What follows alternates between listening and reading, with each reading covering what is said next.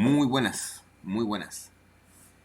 Eh, Siempre es un gustazo darles la bienvenida a este curso. El día de hoy tenemos una materia que es metodología aplicada, método científico de la investigación de incendios.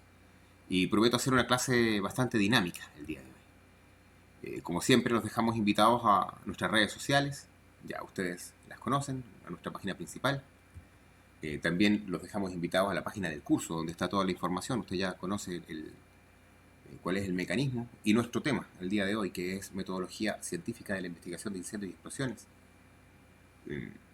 No por eso vamos a dejar de dar instrucciones de seguridad, no porque sea un curso online no lo vamos a hacer, así que usted se compromete a que en este momento usted está en un entorno seguro. Usted tiene que comprometerse a que usted está en este momento en un entorno seguro. Solamente de esa manera vamos a poder llevar a cabo esta clase de manera efectiva.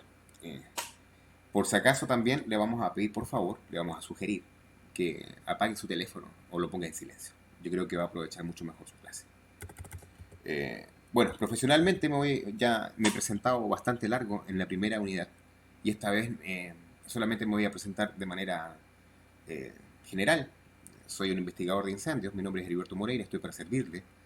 Soy un instructor internacional y hoy día vamos a tocar el tema de metodología científica de la investigación de incendios. Primero, aquí hay una imagen bien interesante que dice el conocimiento.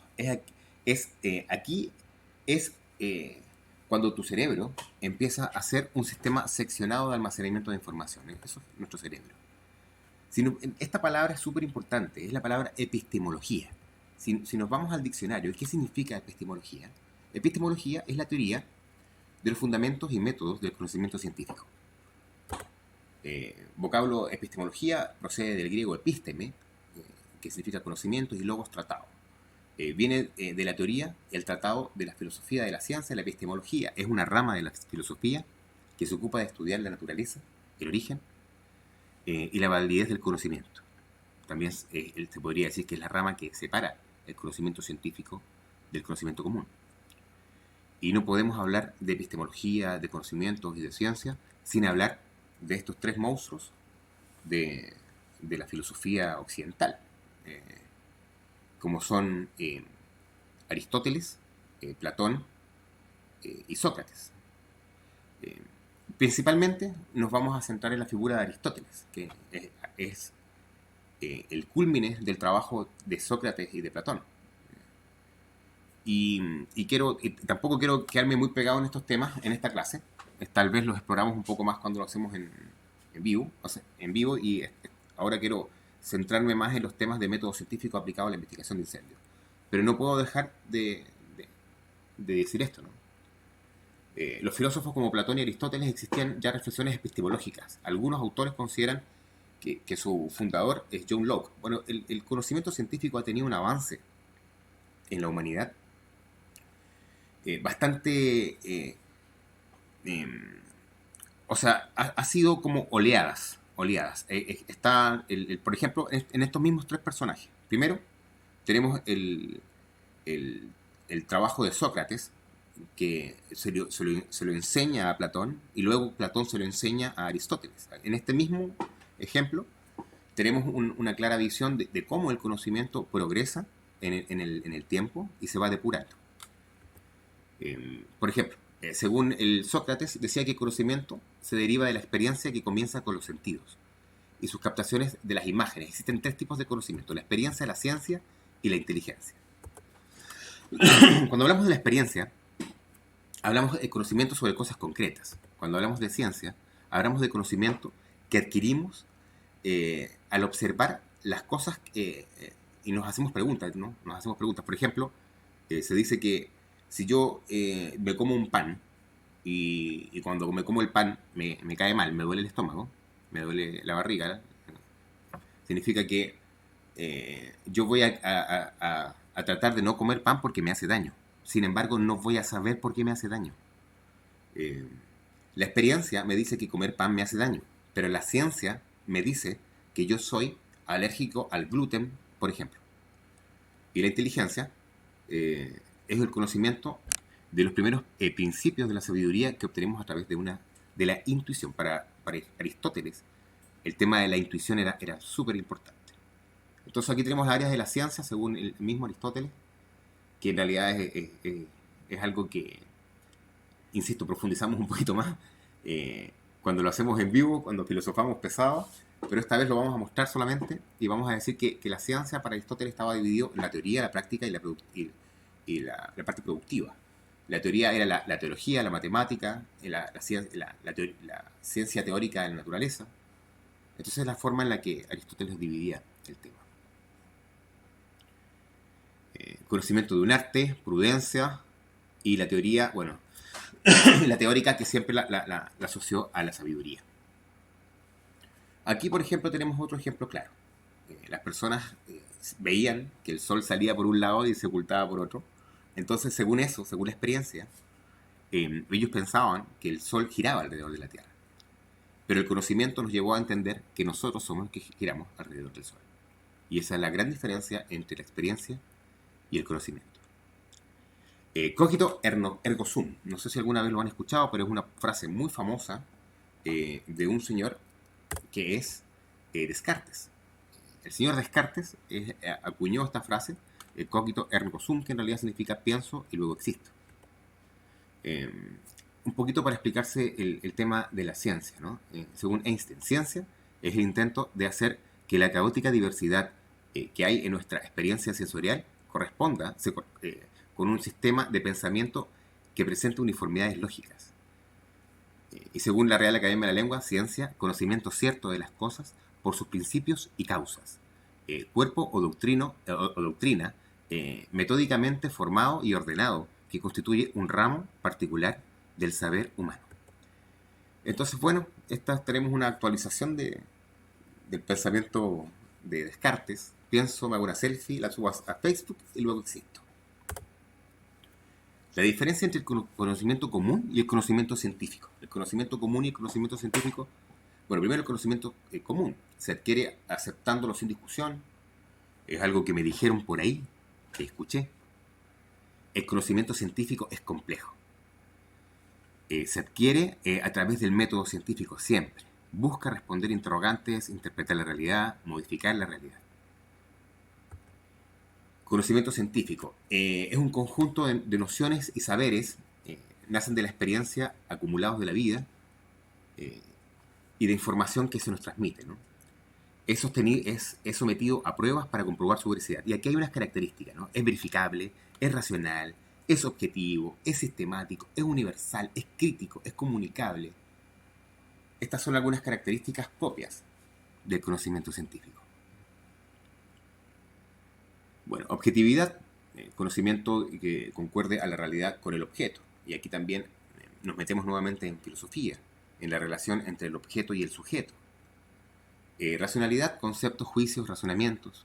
Sistematicidad, organiza sus búsquedas y sus resultados, porque hay un procedimiento, hay un proceso para aplicar el método científico. Generalidad, logra que cada conocimiento parcial sirva. Eso es algo importante. El conocimiento que no sirve no se comprende. Fiabilidad. Se reconoce explícitamente discúlpeme, esta es la falsibilidad. Se reconoce explícitamente la posibilidad de equivocación. O sea, la fiabilidad del conocimiento científico y la ciencia en sí siempre reconoce la posibilidad de equivocación. Y esto es algo importante porque hay gente que cree que la ciencia es como atrevida, así como que lo sabe todo. Y para nada. Yo creo que la ciencia en este sentido es muy humilde porque de inmediato acepta que se puede equivocar y que no lo sabe todo. Conocimiento científico, observa, descubre, explica, predice la realidad. Esto, bueno, un poco más ahora nos vamos a ir del conocimiento al método científico en realidad. En griego, meta es un tratado, ciencia, o sea, la forma, el tratado de cómo aplico la ciencia a cierto procedimiento, y en este caso puntual, a la investigación científica de incendios. Conjunto de pasos fijados de antemano por una disciplina con el fin de alcanzar conocimientos válidos mediante instrumentos confiables. Secuencia estándar para formular y responder una pregunta. Definición, método científico. Proceso del conocimiento caracterizado por 1. El uso constante e irrestricto de la capacidad crítica de la razón. Y esto es importante, porque, y eso que nos filosofamos tanto con Descartes, bueno, por ejemplo, Descartes, René Descartes. René Descartes presenta un libro que se llama El discurso del método. En el libro El discurso del método es un libro primario dentro del tema del conocimiento. Bueno, sigamos con esto. El uso constante e restricto de la capacidad de la crítica de la razón. Y para redondear la idea, para que no como quede en el aire, tienes que ser el peor crítico tú mismo. Tú tienes que ser el crítico peor de tu informe. Tienes que meterle muchas preguntas, hacerte muchas preguntas de tu informe. Mientras menos preguntas le quepan a tu informe, mucho mejor. La búsqueda de la explicación de un fenómeno atendiendo a lo previamente conocido. La explicación plenamente congruente, resultado de los datos de la observación. Método científico según NFPA. La búsqueda sistemática del conocimiento que involucra el reconocimiento y definición de un problema. La compilación de datos a través de la observación y la experimentación. El análisis de estos datos, la formulación y evaluación de la prueba y hipótesis, y cuando es posible, la selección de una hipótesis final. Entonces, aquí nuevamente, tenemos que ir a preguntarles a dos grandes pensadores, a dos grandes fundadores de este mismo proceso, como son el señor Kant y el señor Descartes. Como les dije, este es el discurso del método acuñado por Descartes. Luego Kant, haciendo una apología contraria a lo que había dicho Descartes, crea el libro Crítica de la razón pura, que también es un libro genial si usted quiere ahondar estos temas. Esta es una frase muy potente que es de Newton y dice, si he podido ver más lejos o se pude ver más allá, es porque me pude subir sobre los hombros de gigantes. Esto está explicado cuando vemos a Aristóteles, a Platón, juntos, ¿no? Y podemos entender que hay una progresión del conocimiento. Bueno, aquí hay dos pilares del método científico. Primero, la reproducibilidad y luego la falsibilidad. Y tienen unas características especiales. La primera es comunicación y publicación de los resultados. La idea es que el método científico te permite publicar tus resultados para que exista crítica, para que la gente pueda analizarlo. Y falsibilidad, la posibilidad científica que tiene de ser susceptible a ser falseada. Ya vamos a hablar de eso. Primero, la falsabilidad. Diseñar experimentos que, en caso de dar resultados distintos a los predichos, negaría la hipótesis de prueba. Por eso, bueno, para Popper, contrastar una teoría significa refutarla mediante a un contraejemplo. Si no es posible refutar dicha teoría, queda comprobada, pudiendo ser aceptada provisionalmente, pero nunca verificada. Y la reproducibilidad se puede reproducir en cualquier momento por cualquier persona basándose en la descripción del experimento original y lógicamente tiene que dar los mismos resultados. El punto de partida hacia la ciencia reside en la voluntad del hombre en servirse de su razón para comprender y controlar su naturaleza, pues el primer problema planteado por la ciencia estriba en saber cómo es posible su existencia, cómo se presenta lo real en nuestra investigación, cómo encuentra el sujeto al objeto y lo conoce. Entonces aquí entramos de nuevo a filosofar, ¿no? El investigador de incendios es el sujeto. La escena, los indicios son el objeto. Y existe un conocimiento, una relación. Enfoque sistemático. Esto es NFPA 921-2017. El enfoque sistemático recomendado se basa en el método científico, el cual se usa en las ciencias físicas. El método provee la organización de los procesos analíticos deseables y necesarios para realizar con éxito la investigación de un incendio. Entonces, está claro que la utilización del método científico en un incendio es obligatorio, es norma. Entonces nosotros nos vamos a preguntar, ¿cuál es el esqueleto general del método científico? ¿De qué se trata esto? ¿Cuáles son los pasos generales? A ver, repasemos. Entonces nos vamos a ir a la 921, 4.3, la relación entre el método científico y la investigación de incendios. Este es el detalle general. Siempre se parte por una identificación del problema. Luego, una definición del problema. Luego, una recogida de los datos. Luego, un análisis de los datos recogidos. Y cuando analizamos los datos recogidos, los estamos analizando según nuestro criterio, nuestras experiencias. Eso se conoce como método inductivo. El método inductivo es mi experiencia previa, lo que yo creo. Por ejemplo, cuando yo levanto algo y huele como a líquido combustible, yo puedo decir, huele a líquido combustible. Pero no puedo decir, huele a gasolina, huele a diésel. No puedo, porque mi olfato no es tan fino. Desarrollo mis hipótesis y luego pruebo la hipótesis a través del método deductivo, usando el mismo ejemplo. Si levanto algo que huele a líquido combustible, hasta ahí es razonamiento inductivo. Luego lo llevo a un laboratorio, lo analizo y entiendo que esto es gasolina. En ese momento hablamos de razonamiento deductivo. Aquí hay un retroceso, porque la misma prueba de hipótesis me puede obligar a que yo me replantee los pasos anteriores. Luego, una selección final de la hipótesis. Pero yo quiero ser bien claro y quiero llevar esto a un ejemplo más concluyente. Ahora, esto es interesante. Cualquier hipótesis que no pueda ser probada ni física ni analíticamente es una hipótesis incorrecta. Una hipótesis cuyo desarrollo se basa en la ausencia de datos, un ejemplo de hipótesis que es un ejemplo de hipótesis que no puede ser comprobada. La incapacidad de refutar una hipótesis no significa que dicha hipótesis sea verdadera. O sea, es como la carga de la prueba. Bueno. La carga de la prueba recae en el investigador. Él tiene que probarlo. Las hipótesis se gestan dentro del método científico.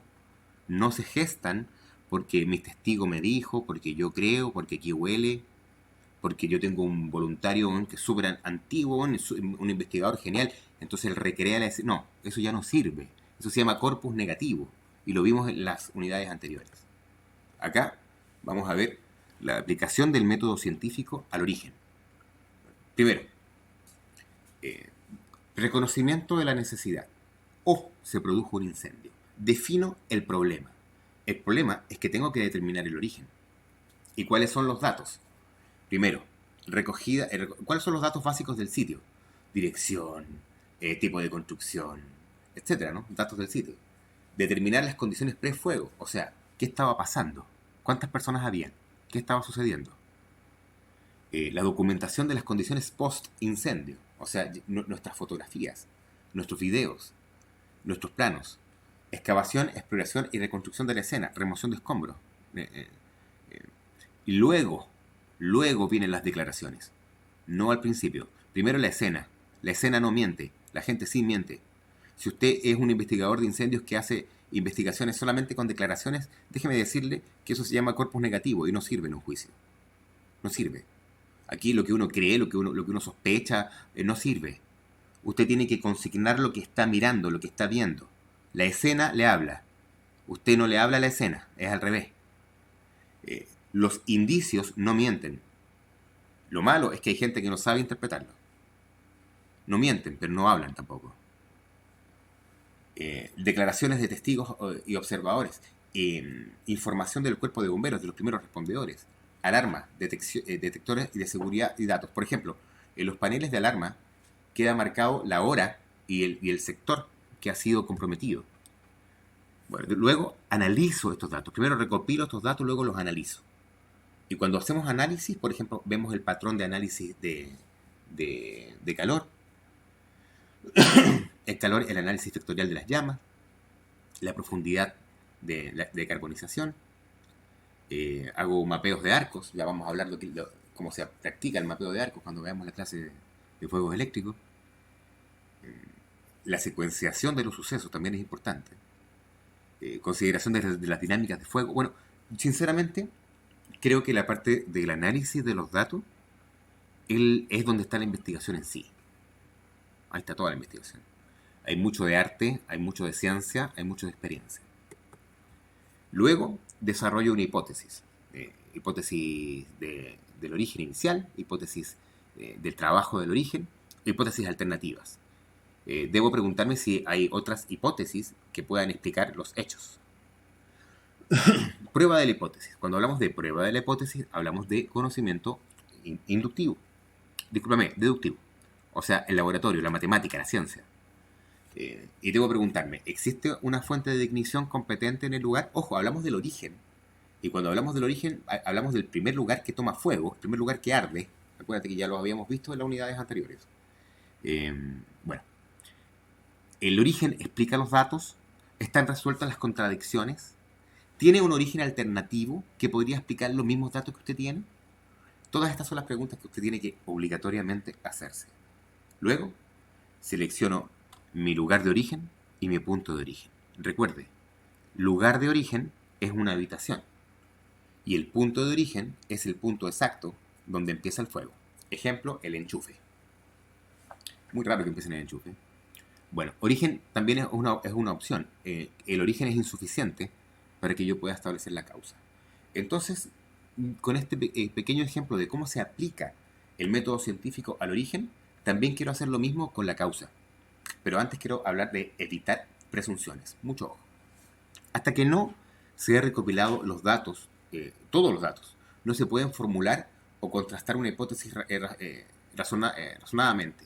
Toda investigación de un incidente de incendio o explosión debe enfocarse sin presunciones sobre su origen, su secuencia de ignición, causas de propagación, responsabilidades, hasta que el empleo del método científico les conduzca a las hipótesis. Por ejemplo, esto es algo que lo vimos y lo comentamos hace poco, de una noticia que se supone que se había filtrado un informe, donde en un incendio, X, no importa el lugar, se presumía que el incendio se había iniciado por bombas lacrimógenas. Entonces no tengo idea en realidad lo que decía o no el informe, pero al menos la nota periodística destacaba que el informe le quitaba culpabilidad a las bombas lacrimógenas. Y así no se hace un informe. El mismo informe, por naturaleza propia, le quita esta responsabilidad a las bombas porque de alguna manera no lo puede relacionar.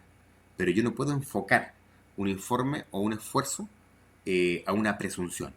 Yo no puedo presumir que en un saqueo el fuego es intencional, por ejemplo, por mucho que sea bastante probable. Pero no puedo partir con ese pensamiento. Entonces vamos a ver ahora cómo aplicamos la causa, el método científico a la causa. Ya lo hicimos al origen, ahora vamos a la causa. De nuevo, reconocimiento de la necesidad. Se produjo un incendio. Definición del problema. Ya pude determinar el origen. Ahora debo determinar la causa. Recojo los datos. Como comprenderás, los datos del origen y los datos de la causa son distintos. El origen es el lugar que primero arde y que no tenía que arder. Y la causa es la razón por la cual se juntó mi fuente con mi origen. Entonces, tengo que hacer, cuando recojo los datos son distintos. Por ejemplo, para determinar el origen, tengo que hablar de dinámica. Todos los datos me van a llevar a un punto. Y cuando estoy en ese punto, hablo de la causa. Y para los datos de la causa tienen que ver con el combustible que arde, con la identificación de los combustibles primarios, con la identificación de las fuentes de ignición, con la capacidad de arder de estos combustibles. Como les dije, yo no puedo decir que una vela se cayó y prendió un vidrio. No, tiene que haber una relación exacta de fuego entre mi fuente de ignición y mi primer material que arde. Identificación del agente oxidante, identificación de las circunstancias. El agente oxidante más común es el oxígeno, pero hay que hacer un análisis o hablar de él cuando es uno distinto.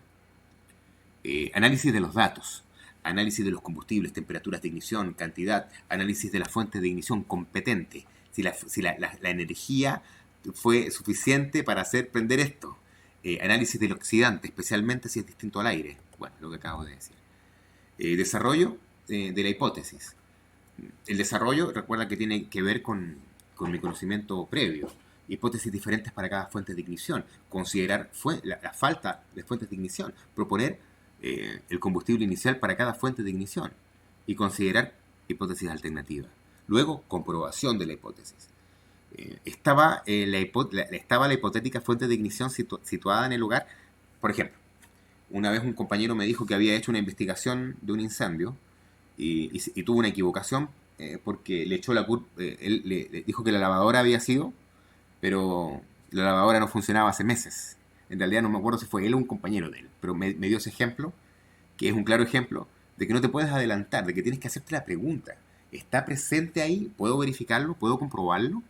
La fuente propuesta puede hacer arder el combustible inicial. ¿Tuvo el tiempo suficiente?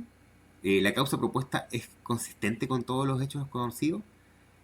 ¿Se han resuelto las contradicciones? ¿Hay alguna otra hipótesis que explique esos datos? Luego, selección de la hipótesis final, causa del incendio, listados de causas posibles, informaciones suficientes para establecer la causa. Y esto, yo debo defenderlo de verdad. Sesgo de información. Diferentes hipótesis pueden ser compatibles con la misma serie con la misma serie de datos. Cuando se usa el método científico, la comprobación de la hipótesis debe ser diseñada para refutar la hipótesis específica, falsificación de hipótesis. Por eso, usted tiene que saber refutar su propia hipótesis. Los sesgos en la confirmación se producen cuando un investigador trata de probar una hipótesis.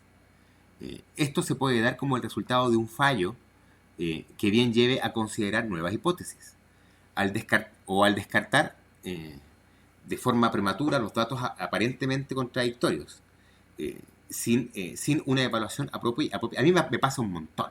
Yo me he contradecido un montón de veces en las investigaciones, me he tenido que tirar para atrás en criterios para volver adelante. Bueno, puede decirse que una hipótesis es válida solo cuando a la hora de ser refutada las comprobaciones más rigurosas han fallado. Entonces, cuando hablemos de hipótesis podemos hablar de nuestro informe. Y también podemos decir eso. Un informe es válido solamente cuando no puede ser contradecido. Entonces, algo importante. No tenga miedo a que lo contradigan. No tenga miedo a aprender. No tenga miedo a escuchar una postura distinta. Por mucho que usted no la comparta, de hecho, por mucho que esté equivocada, siempre es interesante ponerse en otro prisma para analizar lo mismo. Método básico para la investigación de un incendio. Y acá hay una metodología que te propone en la misma 921. La aplicación del método científico en la investigación de la mayoría de los incendios y explosiones debe suponer los pasos y etapas indicados en los siguientes apartados. Primero, recopilación y conservación. Vamos a hablar del método básico para investigar un incendio, el método general. Recopilación y conservación de las pruebas. Hay que saber cuáles son las pruebas físicas importantes. Hay que entender que no puedo hacer pruebas destructivas, que no puedo destruir cosas, que no puedo romper un enchufe. Si yo lo rompo, estoy tomando la responsabilidad de una prueba destructiva. Significa que estoy negándole la posibilidad a otro investigador de tener un criterio en relación a eso, y tengo que asumir la responsabilidad, a veces legal. Hay que saber cuáles son las pruebas físicas importantes, recogerlas adecuadamente, clasificarlas, ¿no? Guardarlas para su posterior ensayo y evaluación o su presentación ante los tribunales. Análisis del incidente. Todos los datos recopilados y disponibles deberán analizarse utilizando los principios del método científico. Depende de la naturaleza y el alcance de la misión, se establecerán las hipótesis y se contrastarán para explicar el origen. La consecuencia de la ignición, la propagación del incendio, las causas de los daños y la responsabilidad del incidente. Las conclusiones se establecen tras el contraste de las hipótesis. El desarrollo de las conclusiones deberá hacerse en conformidad con los principios contenidos en esta guía, la guía NFPA 921. Y las conclusiones deberán informarse adecuadamente. Señores, esto es parte de lo que hacemos. Bueno, después de que sigamos con el mismo procedimiento, ¿no? Que hay un pequeño error. Esta se me fue para adelante. Y la primera es esta, que tienen razón. Me van a disculpar, pero aquí se me movió esta diapositiva porque no sé por qué. Empezamos con esta y después viene esta. Así que, compañeros, primero, para partir el procedimiento de investigación de incendio, lo primero que se hace es recibir el encargo. Y pido disculpas. Lo primero que usted hace para investigar un incendio, no voy a leer tanto, voy a dedicarme más a lo macro. Usted hace una lectura. Lo primero que tiene que hacer para investigar un incendio es recibir el encargo, la misión. Luego preparar la investigación. No puede ser que usted se las sepa todas y quiera creer que todo incendio es igual. Así que luego de preparar la investigación, hago la investigación y durante la investigación llevo a cabo un examen del lugar. Primero, ¿qué es lo que recomiendo yo?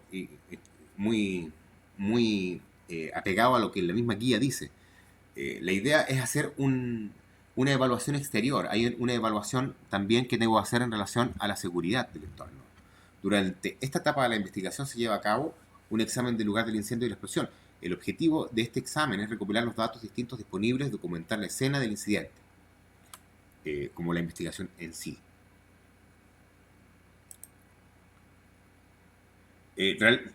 Seguimos. En toda investigación del lugar del incidente se necesita al menos un individuo u una organización para realizar la investigación, aunque es preferible que todos los investigadores posean,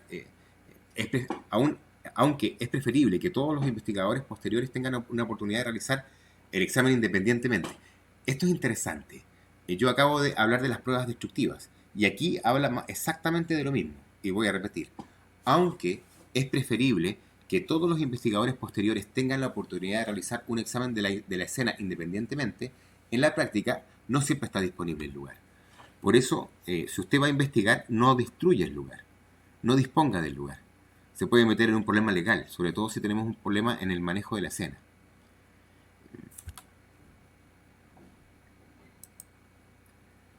Realizar la investigación de nuevo. El objetivo de todo investigador es llegar a determinar la forma precisa del origen, la causa y la propagación del incendio.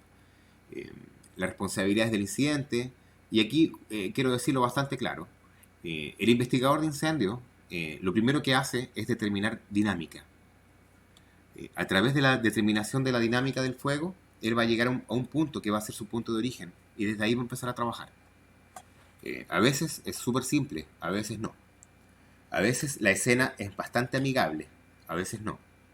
A veces yo puedo hacer una investigación sin ningún problema, pero a veces no la voy a poder hacer por razones de seguridad. Recopilación de los datos, y esto está ya... Recopilación de los datos y conservación de pruebas. Perfecto. Lo que pasa es que aquí no sé por qué la tenía repetida, pero al menos acá sí está bien puesta. Me van a disculpar. Recopilación de los datos, conservación de las pruebas, análisis del incidente y las conclusiones. O sea, la tenía repetida. Señores, voy a pasar a hablar del nivel de certeza. El nivel de certeza, me voy a ir directa al concepto, ¿no? El nivel de certeza es una medida de fortaleza con la cual alguien mantiene una opinión o una conclusión. Las personas pueden mantener una opinión con unos niveles altos o bajos de certeza. Este nivel se determina evaluando la confianza del investigador en los datos, el análisis de los datos, en las pruebas de las hipótesis expuestas. El nivel de certeza puede determinar la aplicación práctica de la opinión, especialmente en procesos legales. El investigador deberá conocer el nivel de certeza requerido para poder expresar una opinión experta. Los dos niveles comúnmente aceptados son probable o posible. Y esto es importante. ¿Cuál es la diferencia entre probable y posible? Es probable cuando el nivel de certeza corresponde a una posibilidad mayor que sea cierta de un 50%. Eso es, mi hipótesis es probable. Cuando mi hipótesis tiene un nivel de certeza mayor de un 50%, es probable. Pero si mi hipótesis tiene un nivel de certeza menor a un 50%, entonces es posible. Por eso no es lo mismo una hipótesis probable que una hipótesis posible. Cuando yo tengo una sola hipótesis, es una hipótesis probable. Cuando yo tengo más de una hipótesis, deben ser obligatoriamente hipótesis posibles. A veces puedo manejar una sola probable también. O sea, una sola posible también. Si el nivel de certeza de una opinión es apenas una sospecha, yo sospecho, yo creo, yo, yo estimo, la opinión no puede clasificarse como una opinión de un experto. Y acá es el lugar de donde yo mismo digo siempre, a nadie le interesa lo que usted y yo opinemos.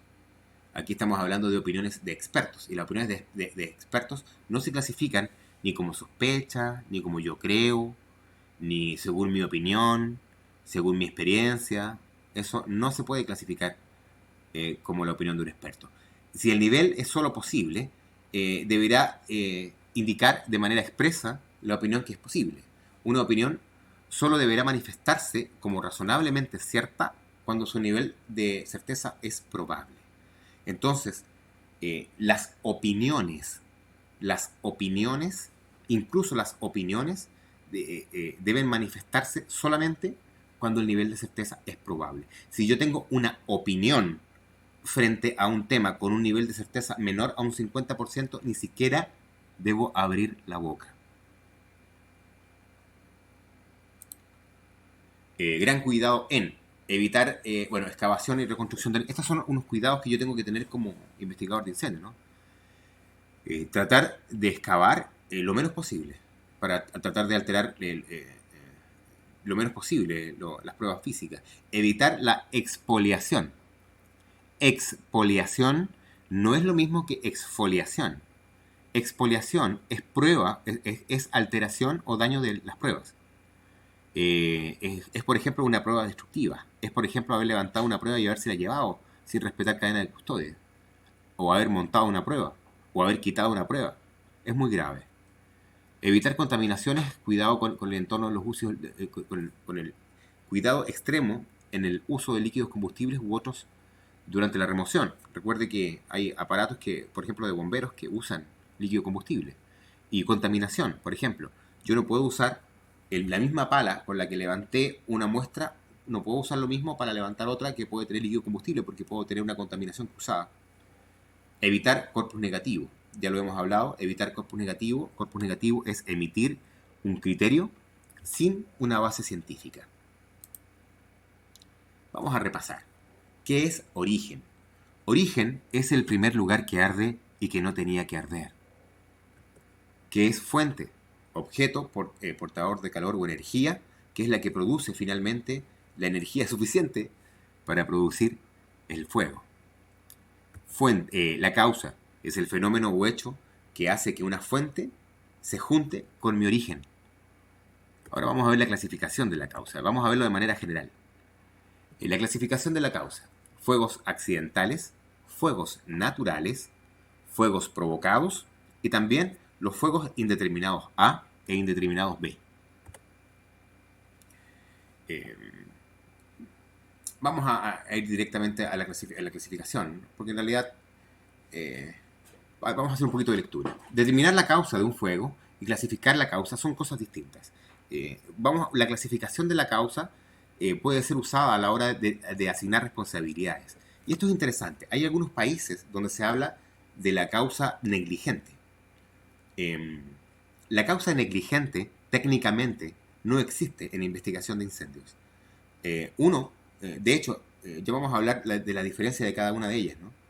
Pero definitivamente la causa negligente nace desde la causa accidental. Para eso tiene que haber un criterio de un juez, no de un investigador de incendios. Clasificación de los fuegos accidentales. Vamos a decirlo, bueno, yo lo voy a dejar esto para que usted lo escudriñe, pero yo se lo voy a explicar de manera general. Primero, vamos a irnos acá donde están todas. Le voy a decir que el fuego accidental y el fuego provocado están emparentados. ¿Por qué?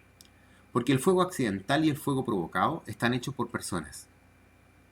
La única diferencia entre el fuego accidental y el provocado es que el provocado tiene dolo.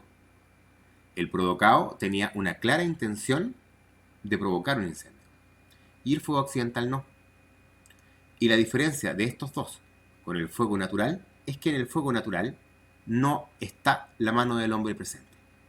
Entonces así están explicados de manera muy clara estos tres primeros. Y lo invito a usted a que le pegue una miradita para que usted vea el detalle.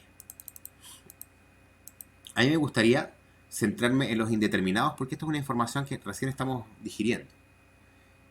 Existen dos tipos de indeterminados, los indeterminados A y los indeterminados B.